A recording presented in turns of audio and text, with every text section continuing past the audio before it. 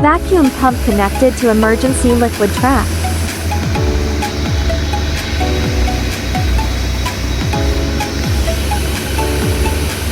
Emergency liquid trap connected to automatic vacuum coolant separator.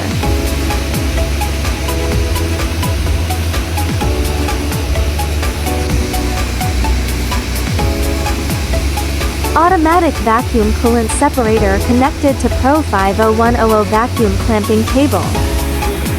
It is recommended to choose a transparent vacuum hose.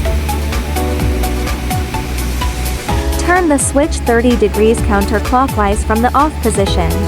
Sprinkle clean water to cover every vacuum hole as much as possible. Make sure every vacuum hole is clean. The mistake in this case is to water too much continuously. The water sprayed exceeds the liquid separation capacity of the coolant separator.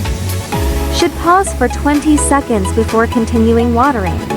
Give the coolant separator some time to separate. A small amount of liquid breaks through the automatic vacuum coolant separator. Entered the emergency liquid trap. Prevents excess water from entering the vacuum pump.